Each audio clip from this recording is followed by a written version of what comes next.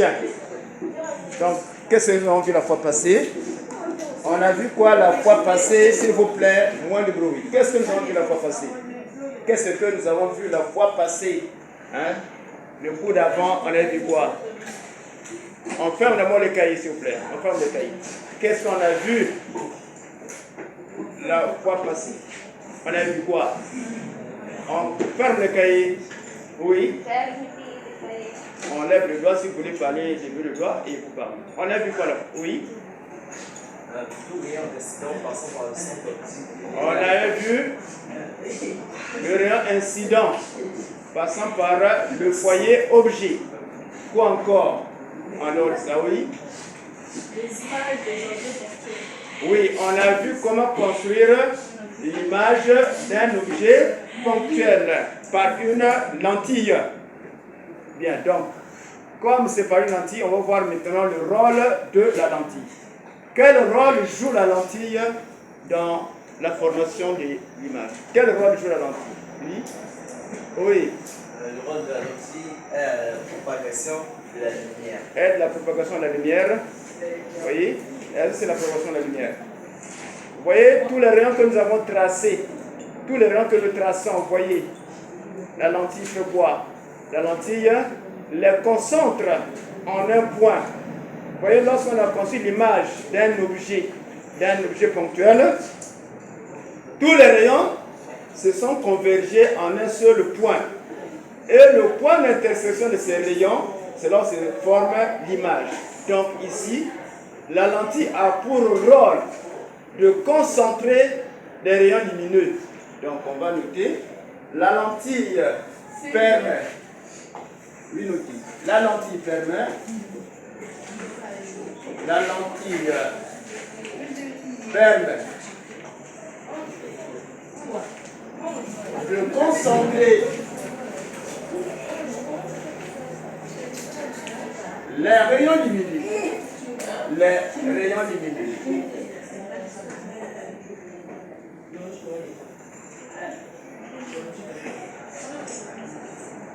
Et de localiser la position des lumières.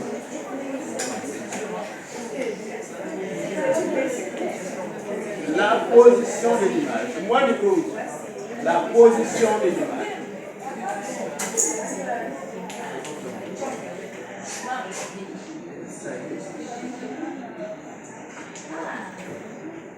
La lentille permet de concentrer les rayons lumineux et de localiser la position de l'image.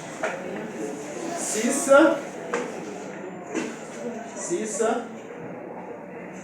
Alors, on va voir 6 maintenant. Comment construire maintenant? On a vu comment construire l'image d'un objet ponctuel. Nous avons défini ce que c'est un objet ponctuel. C'est un objet qui est comparable à un point. Aujourd'hui, nous allons voir maintenant comment construire l'image d'un objet étendu. Un objet étendu, c'est un objet qui présente des dimensions. Voilà, donc construction de l'image d'un objet étendu. Construction de l'image d'un objet étendu. Construction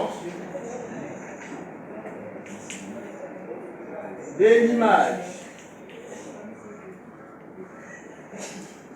L'image d'un objet étendu. D'un objet étendu.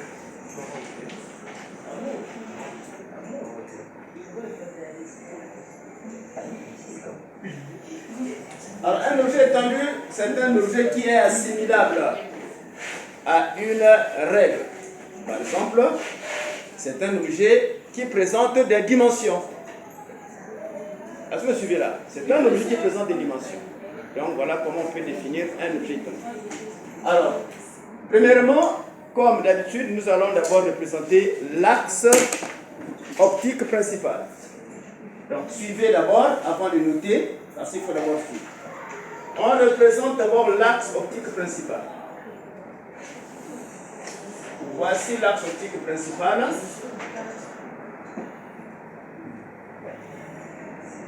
L'axe optique principal. Bien. Alors, qu'est-ce qu'il faut faire? On représente le plan de la lentille. On représente le plan lentille. Donc vous prenez, vous savez que ça c'est un angle droit. Vous représentez le plan lentille avec l'équerre. Vous reprenez seulement là où il y a l'angle droit. Et je représente le plan de la lentille.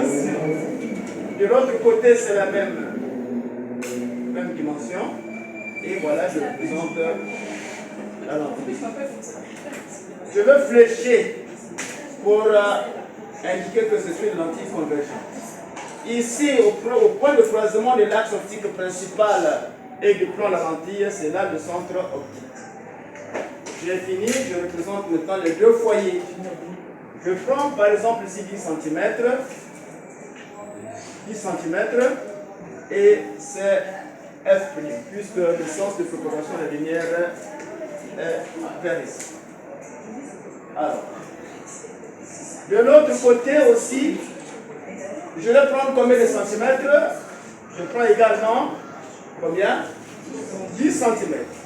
Je prends 10 cm et je mets F ici.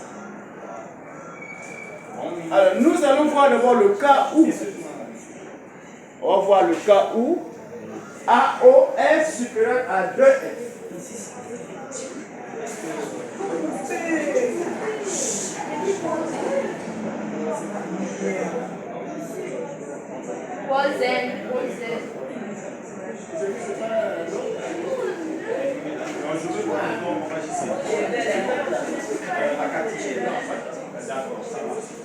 Ah non, ça c'est monsieur mon Bien.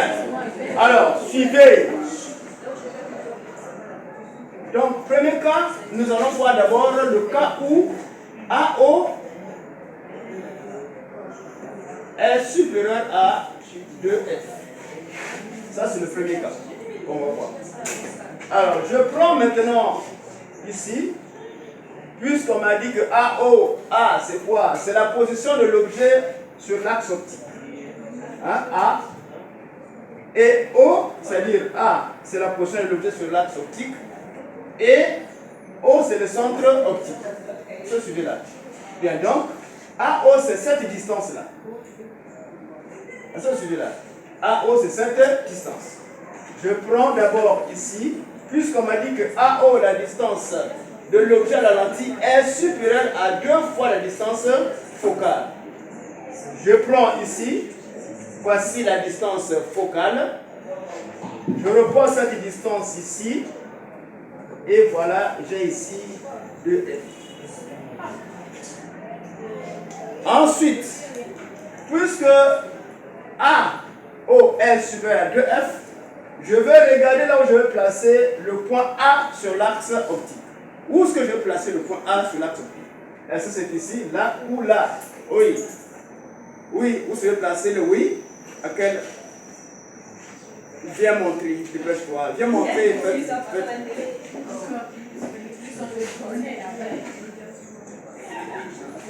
Attention. Non, viens seulement avec le doigt. Montre seulement avec le doigt. Je vais placer le point A où? Ici. Est-ce que je vais placer le point A? Si je place le point A, qu'est-ce que je devrais dire ici? Si je place le point A, qu'est-ce que je devrais dire ici?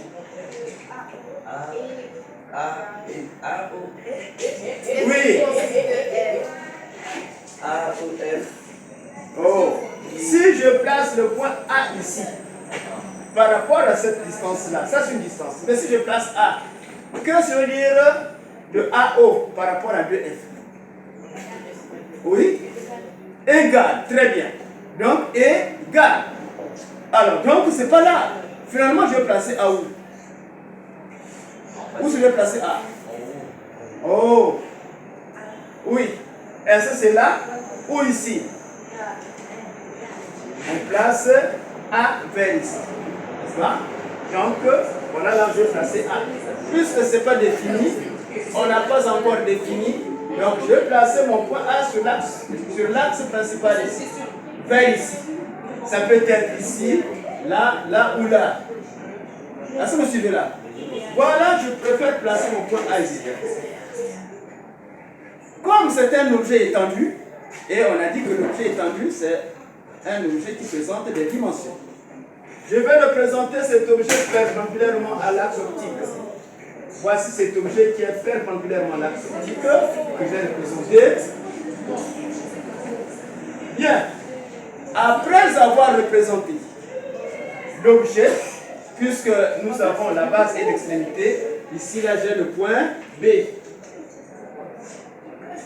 AB représente maintenant la hauteur de l'objet. AB représente la hauteur de l'objet. Maintenant, pour que l'image de AB soit vue entièrement, alors tous les rayons doivent partir d'un point de l'extrémité de l'objet. Si je prends ici, alors son image ne sera pas vue entièrement.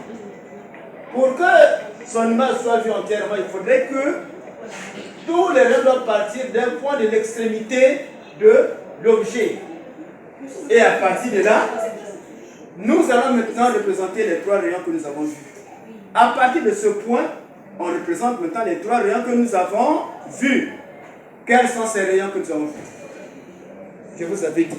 Quels sont ces rayons que nous avons vus? Quels sont les rayons particuliers qu'on a vus? Oui.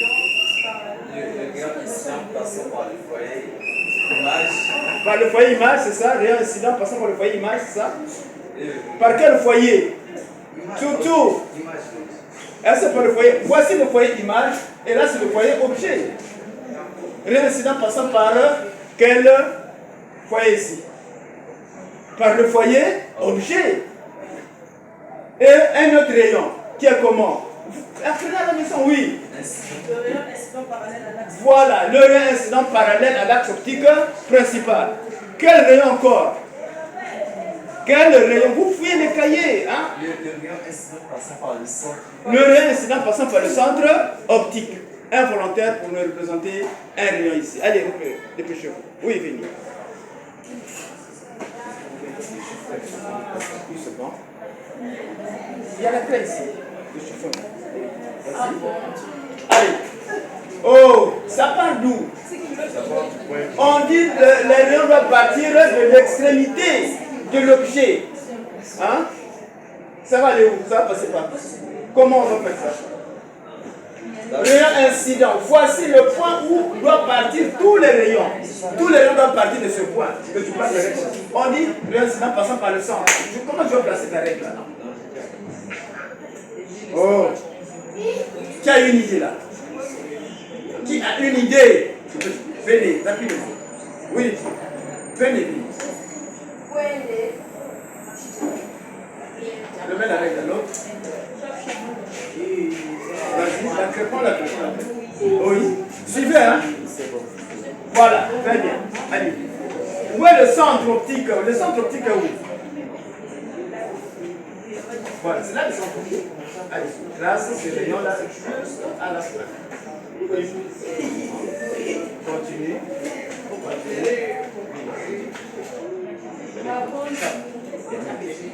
Voilà. Et je vais flécher pour indiquer le sens de propagation de la lumière. Ensuite, un autre rayon, involontaire pour tracer un autre rayon. Involontaire pour tracer un autre rayon. Je vous doucement si vous ne pouvez pas les oublier. Involontaire pour placer un autre rayon. Le cheval arrive. Voilà, prenez. Suivez. On représente ces rayons. Oui, c'est qui est. Mais il faut que ça soit bien parallèle. Suivez. Il faudrait que ça soit bien parallèle. Voilà. Et ce rayon va passer par très bien. 200. Voilà.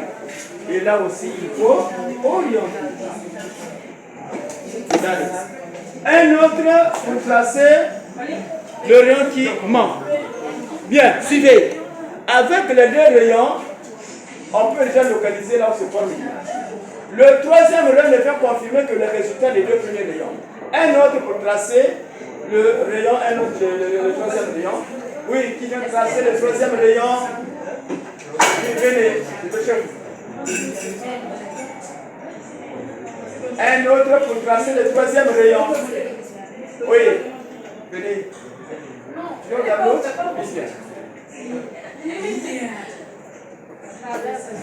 Suivez. Oui. Vas-y. Très bien. Attention, il y a un décalage. Allez.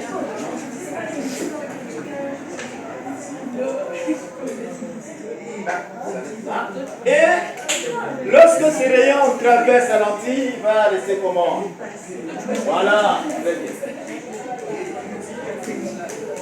C'est bien. Bien. Alors, suivez.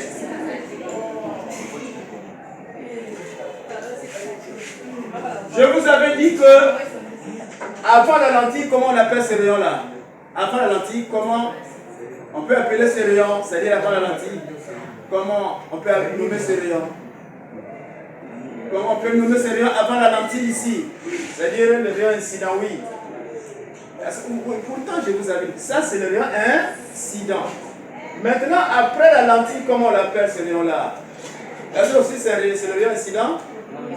Comment on l'appelle? C'est le rayon émergent. Hein? Ici, c'est maintenant le rayon émergent. Et là, c'est le rayon incident. Regardez maintenant le rayon émergent. Voyez le rayon émergent. Que font-ils? Que font ces rayons émergents? Après avoir traversé la lentille, que font ces rayons? Oui. Est-ce que c'est moi le problème? Regardez comment sont ces rayons. Les trois rayons sont comment? Oui. Droite ici. Droite. Oh. Mais regardez, que font ces rayons? Que font ces rayons ici? Les rayons se croisent. Oh non, c'est pas ce que tu as dit. Voilà. Ici, donc, les rayons se croisent en un point. Et nous avons dit que, suivez, le point de croisement des rayons émergents, c'est là où se forme l'image S' de S. Alors ici, là, ça sera quelle image? Si avec S', c'était l'image du point S, ici, là, ça sera l'image de quel point ici? Ça sera l'image de quel point ici? C'est B. B. Voilà, c'est l'image du point B. Mais comment on va donner cette image-là? C'est B'. Donc voilà, ici, nous avons B'. Mais l'objet que nous avons vu, c'est un objet étendu. Puisque B rime avec A. Où je vais placer finalement le point A'? Il vient me montrer là où je vais placer le point A' maintenant. Il vient montrer là où je vais placer le point A'. Oui, reviens si tu étais. Reviens. Où je vais placer le point A' maintenant? Où? Exactement. Donc je vais placer ça ici. Où? Non. Donc je place ça ici. C'est ça, non? A'. Et donc je vais placer, l'image sera comme ceci. Mais je vais placer le point A'. Montrez-moi exactement. Oui, viens. Je te dis. Allez, c'est bien. Si je vais placer le point A', le point A', je vais placer ça où? Attention avec l'autre. Le point A', prends la règle pour représenter. Oui. Le point A' sera où? Ah, très bien. Voilà.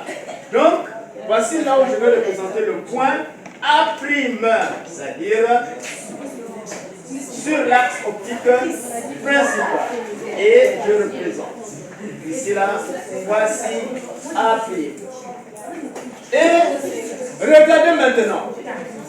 Comment sont les deux? Les deux sont comment finalement? Qu'est-ce qui a changé de position ici? Est-ce que c'est A, c'est B qui a changé de position? C'est A. C'est-à-dire voilà. Qui a changé de position ici là? Donc c'est B', c'est-à-dire l'image de B. Donc voilà. Et comment ça se trouve maintenant? Ça se trouve comment maintenant ici? Ça se trouve comment maintenant? Regardez, je peux orienter puisque c'est maintenant comme ceci. Comment vous voyez les deux? Ah, très bien. Qui c'est inversé? C'est renversé. Est-ce que vous voyez là? Donc, ici, qu'est-ce qu'on peut dire finalement? Si l'objet, suivez, Et on va mesurer maintenant cette fois-ci. Qui peut venir mesurer la hauteur de l'objet et la hauteur de l'image? Nous allons comparer lequel est plus grand que l'autre. Allez, un volontaire pour mesurer. La pousse. Un volontaire pour mesurer. Un volontaire pour mesurer. Un volontaire pour mesurer la hauteur. Voici la hauteur. AB. Et on va mesurer également A', B'. Nous allons comparer maintenant les hauteurs pour conclure. Allez, dépêchez-vous. Voici la hauteur de l'image. Oui, mon monsieur.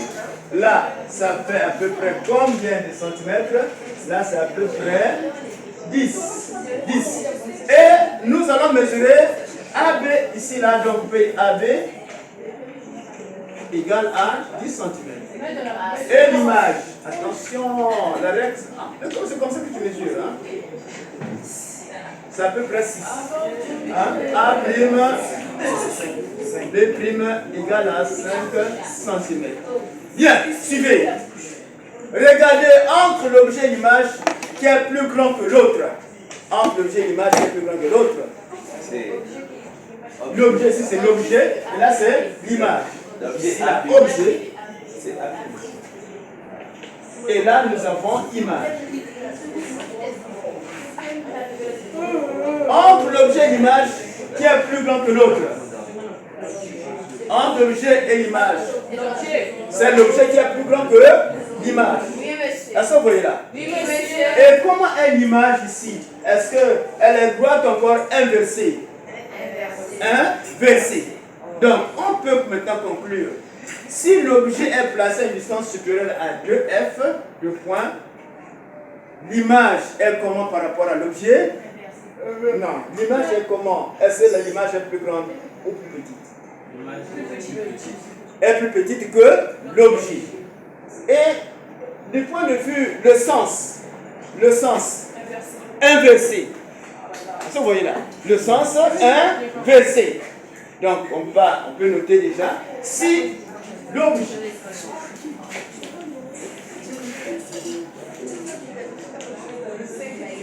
est placé à une distance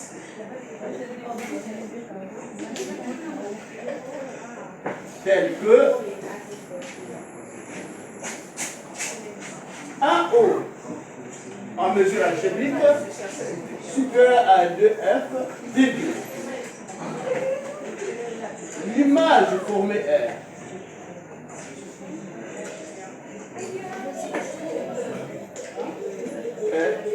le point. Alors, petit 1, plus petite. Grandeur.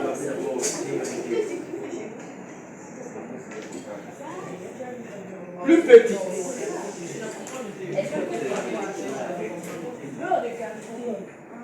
Que l'objet. Suivez. Sens. Renverser l'image est renversée par rapport à l'objet.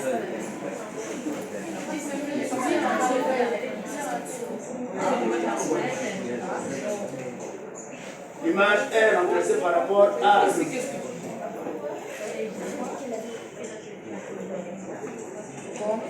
Nature.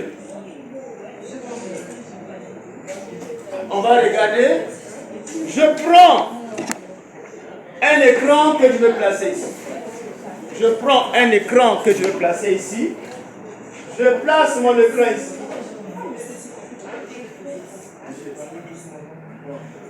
Je place mon écran ici. Ici, vous avez l'écran. Qu'est-ce que je vais constater? Je constate que cette image se forme sur un écran. Est-ce que quelqu'un peut me citer un exemple à la cité où vous observez l'image qui se forme sur un écran? Oui, suivez. Un volontaire. Oui. À quel occasion? Très bien. Avec des projecteurs vidéo. l'image formée, c'est-à-dire se trouve sur un écran. C'est pratiquement le même principe. C'est le même principe. Et l'image qui se forme sur un écran, comme nous avons appelé. Oui. Ah, pas encore. Oui. Appareil optique objectif. Oui, donc ici, c'est comparable à un appareil d'optique objectif. Mais ici, la nature, on peut, comme ça se forme sur un écran, comme l'image obtenue se trouve sur un écran, alors cette image est dite réelle. Est-ce que vous suivez là? Donc, nature, deux points. L'image formée est réelle.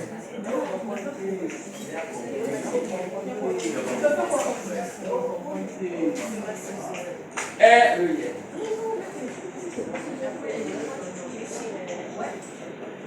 Qu'est-ce qu'une image réelle?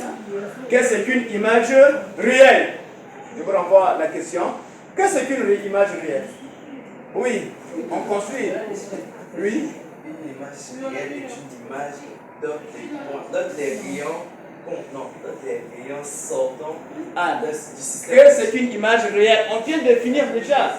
L'image se forme sur quoi ici? Sur un support. Alors qu'est-ce qu'une image réelle? C'est une image qui se forme sur un support. C'est tout. C'est ça.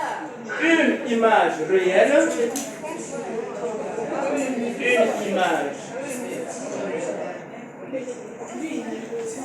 réelle est celle qui se forme sur un support. Sur un support. En parenthèse, écran.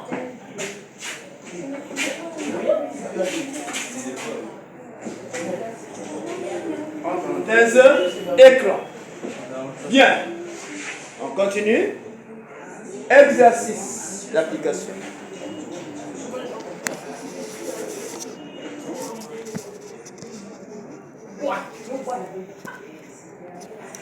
Exercice d'application. Exercice d'application. Exercice d'application.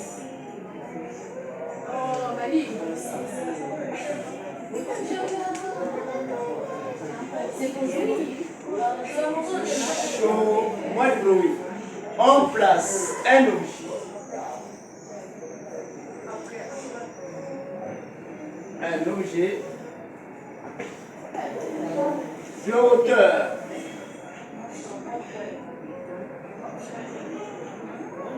hauteur AB égale à 2 cm.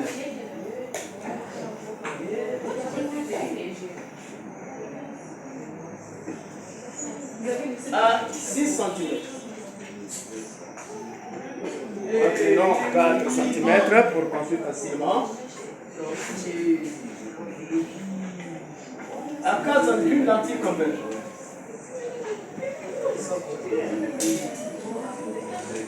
Une lentille convergente.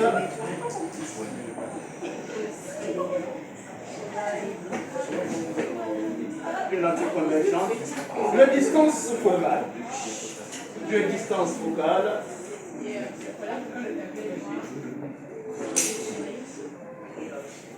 Distance focale 1,5 cm. Construire son image. Construire son image. Donnée par cette lentille.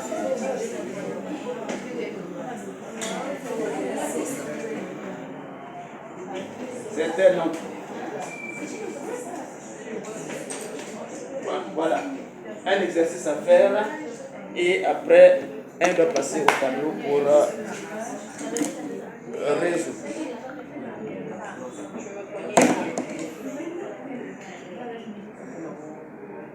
Ça, c'est tout ça.